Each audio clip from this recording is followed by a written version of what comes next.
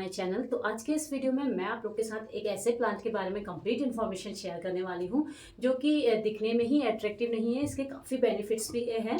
तो आज के इस वीडियो में मैं आप लोग के साथ शेयर करने वाली हूँ स्पाइडर प्लांट से रिलेटेड कंप्लीट इन्फॉर्मेशन। जैसे कि जो स्पाइडर प्लांट है ये एक बहुत ही अच्छा एयर प्योरीफायर प्लांट है जो कि हमारे आसपास की जो एयर है उसको प्योरीफाई करता है और हार्मफुल केमिकल को रिमूव करता है। तो जो स्पाइडर प्लांट है आप इसे इंडोर भी लगा सकते हैं एंड आउटडोर भी लगा सकते हैं और ये इजी टू ग्रो है। तो आज मैं आप लोग के साथ शेयर करने वाली हूँ कि आप अगर आपका जो स्पाइडर प्लांट है वो मर रहा है या उसकी जो पत्ते हैं वो हल्के से ब्राउन होने स्टार्ट हो रहे हैं तो आप उसको कैसे बचा सकते हैं। और इसकी जो आप सॉइल बनाते हैं या तो आप हैंगिंग या जो पॉट वाली सॉइल बनाते हैं उसको कैसे प्रिपेयर कर सकते हैं। और इसकी जो आप फर्टिलाइज़र यूज़ करते हैं तो कौन सी फर्टिलाइज़र आपको यूज़ करनी चाहिए जिससे कि जो आपका स्पाइडर प्लांट है अच्छे से ग्रो करे। और साथ में आपको ये भी बताऊंगी कि आप कैसे एक स्पाइडर प्लांट से कई स्पाइडर प्लांट्स बना सकते हैं। तो बिना टाइम वेस्ट करे वीडियो स्टार्ट करते हैं। Start the video. तो आज हम जिस प्लांट के बारे में बात करने वाले हैं वो है स्पाइडर प्लांट। स्पाइडर प्लांट का जो बॉटनिक नेम है वो क्लोरोफेटम है। स्पाइडर प्लांट को स्पाइडर प्लांट इसलिए कहते हैं क्योंकि स्पाइडर यानी मकड़ी के जालों की तरह इसके पत्ते रहते हैं, इसलिए इसका नाम स्पाइडर प्लांट रखा हुआ है। तो सबसे पहले बात कर लेते हैं कि आप इसको कौन से सीज़न में ग्रो करें। तो इसके लिए कोई सीज़न नहीं है, आप इसको कोई से भी सीज़न में ग्रो कर सकते हो। हर सीज़न में ये बड़े ही अच्छे से चलते हैं।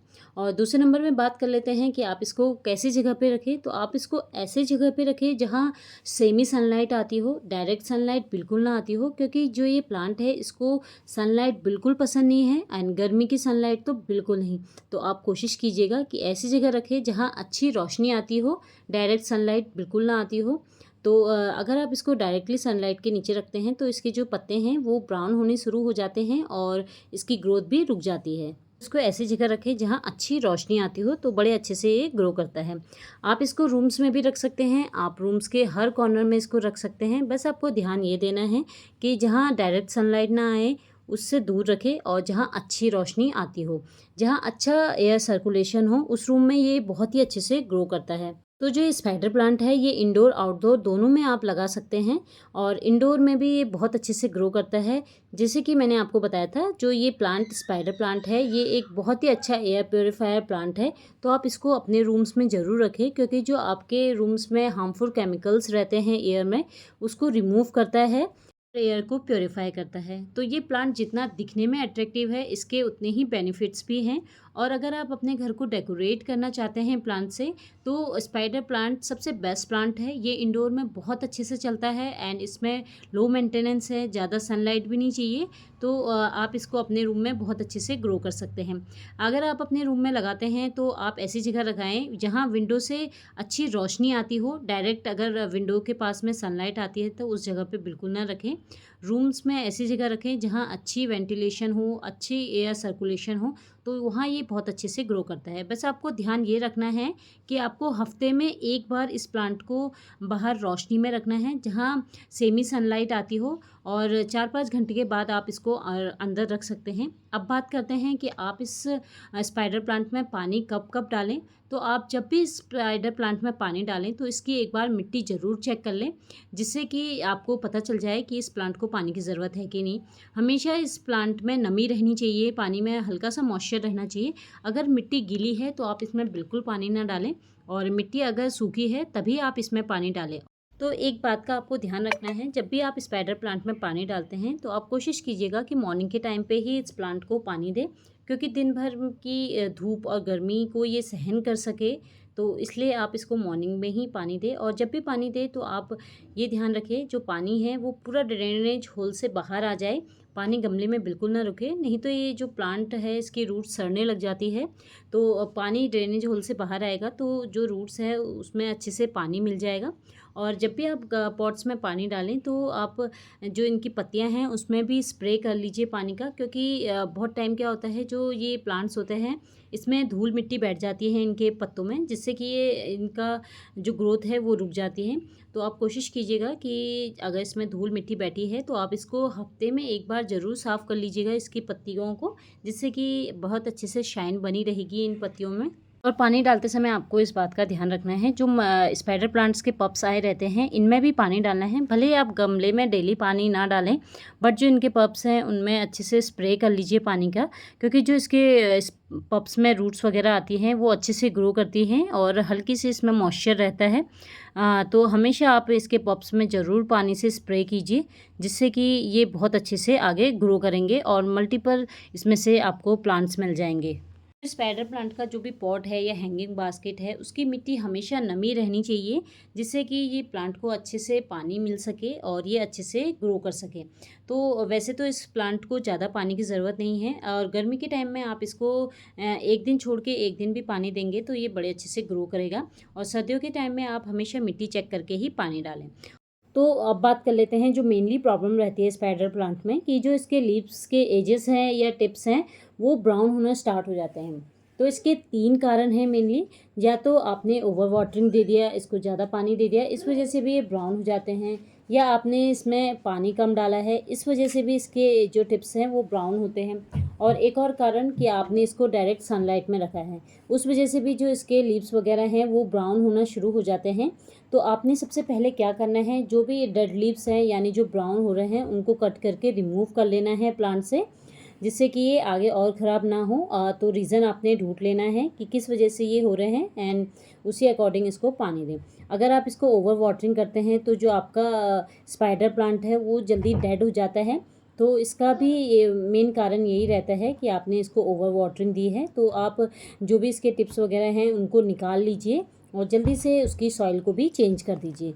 और ये भी रहता है कि जो अगर आपके स्पाइडर प्लांट है उसमें जो डेड लीव्स हैं या जो लीव्स ब्राउन हो रहे हैं, जो प्लांट ब्राउन हो गए हैं, ख़राब हो गए हैं, उनको आप कोशिश कीजिए कि पॉट से निकाल दीजिए जल्दी से जल्द।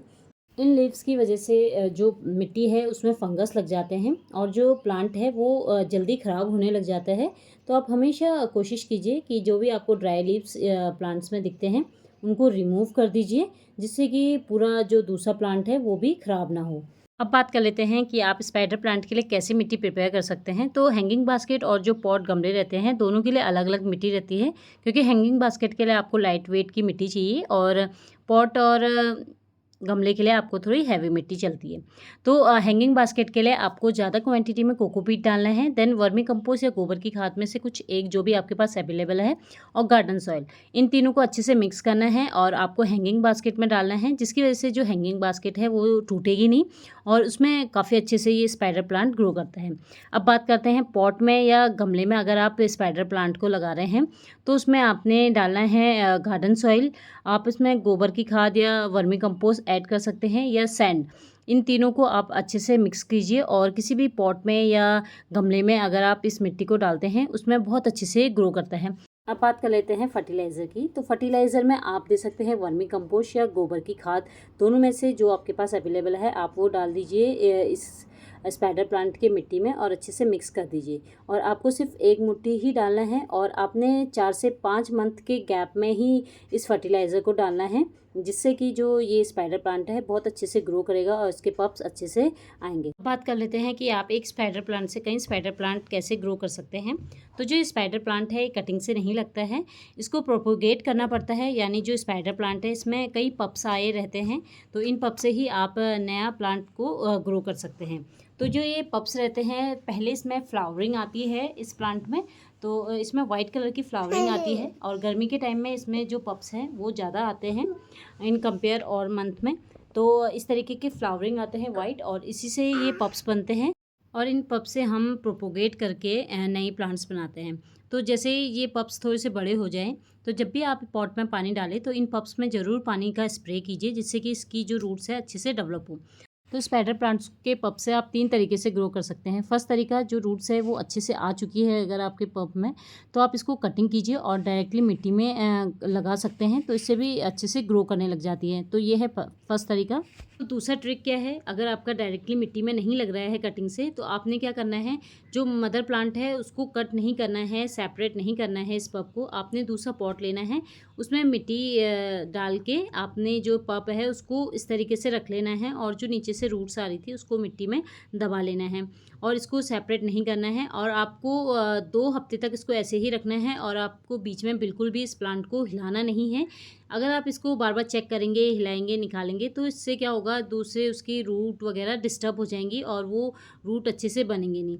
अब जब 2 वीक्स हो गए थे तो आपने चेक कर लेना है, जो हमने पब लगाया था वो अच्छे से मिट्टी में उसकी रूट्स वगैरह आ चुकी है और मिट्टी में अच्छे से ग्रो करने लग गया है।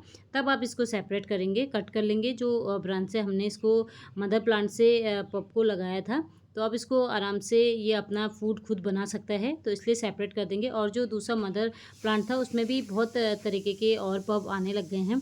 तो अगर आप भी बिगिनर हैं, ज़रूरी नहीं है कि आप बड़े-बड़े पॉट्स लाएँ, हैंगिंग प्लांट लाएँ तभी आप प्लांटिंग का लगा सकते हैं। अगर आपको शौक है तो आप इन छोटे-छोटे बोटल्स कट करके या कोई से भी डब्बों वगैरह में भी इनको ग्रो कर सकते हैं।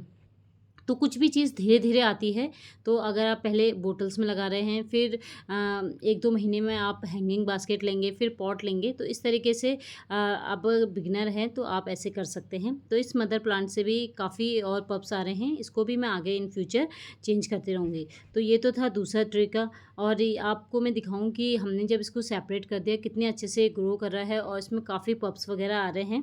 तो इन छोटे-छोटे डिब्बे में या बोटल्स में आप इनको ग्रो कर सकते हैं। और जब आप इस इंडोर प्लांट्स को अपने घर के अंदर लगाते हैं तो आप हमेशा श्योर कीजिए कि उस जगह लगाएं जहां अच्छी रोशनी आए और अच्छा एयर सर्कुलेशन हो रूम में, तभी ये अच्छे से ग्रो करते हैं।